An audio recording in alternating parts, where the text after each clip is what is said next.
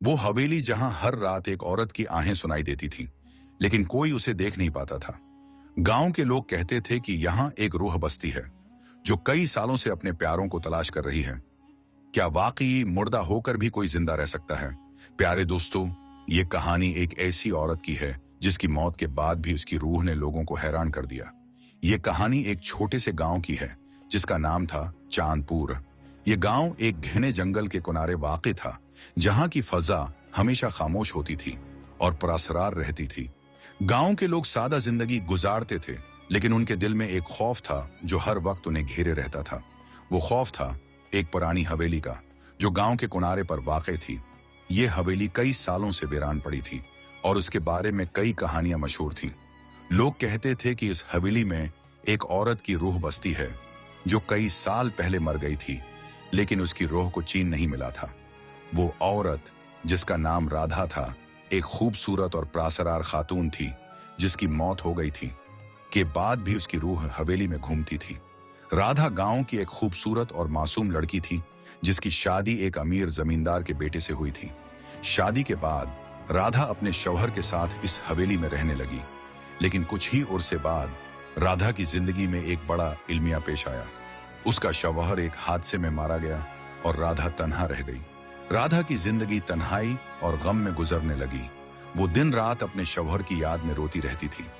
कुछ अरसे बाद राधा बीमार पड़ गई और उसकी मौत हो गई, लेकिन मौत के बाद भी राधा की रूह को चैन नहीं मिला। वो अपनी हवेली में घूमती रहती थी और लोगों को उसके वजूद का एहसास होता था। गांव के लोग हवेली से दूर रहते थे क्योंकि वो जानते थे कि वहां राधा की रूह बसती है। लेकिन एक दिन एक नौजवान लड़का जिसका नाम राजू था, गांव में आया। राजू एक बहादुर और तजस्सुस पसंद लड़का था जिसने हवेली के राज को जानने का फैसला किया। राजू ने गांव के लोगों से हवेली के बारे में पूछा तो उन्होंने उसे राधा की कहानी सुनाई, लेकिन राजू ने उनकी बातों पर यकीन नहीं किया।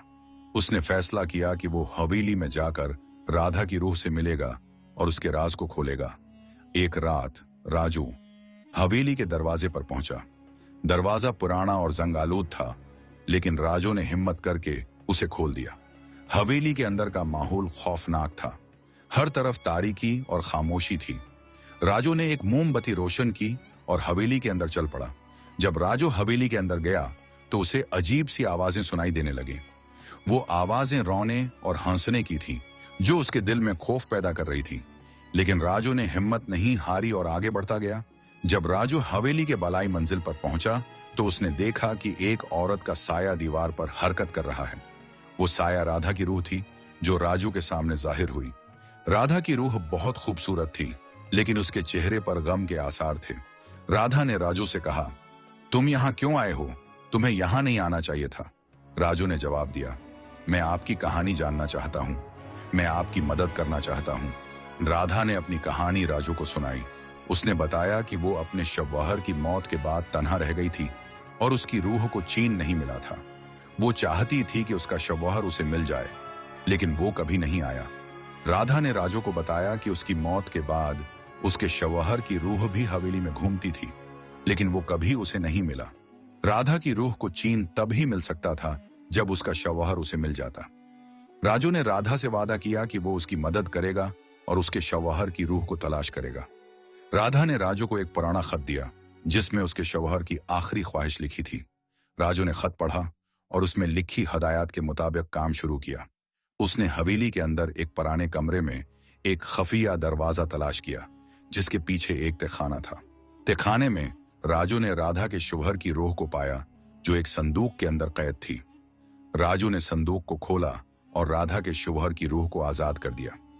जब राधा और उसके शौहर की रूहें आपस में मिलें तो उन्हें आखिरकार चैन मिला। दोनों रूहें एक रोशनी में तब्दील हो गईं और आसमान की तरफ उठ गईं। जब राधा और उसके शौहर की रूहें चली गईं तो हवेली का माहौल बदल गया। तारीकी और खामोशी की जगह रोशनी और खुशी ने ले ली। गांव के लोगों ने देखा कि हवेली अब पुरअसरार नहीं रही और वहां कोई रूह नहीं बसती थी। राजू ने गांव वालों को सब कुछ बताया और उन्हें यकीन दिलाया कि अब हवेली में कोई खतरा नहीं है। गांव के लोग राजू के बहादुराना काम पर उसकी तारीफ करने लगे और उन्होंने हवेली को एक नई जिंदगी दी। ये कहानी हमें यह भी बताती है कि हिम्मत और ईमानदारी से हर मुश्किल को हल किया जा सकता है।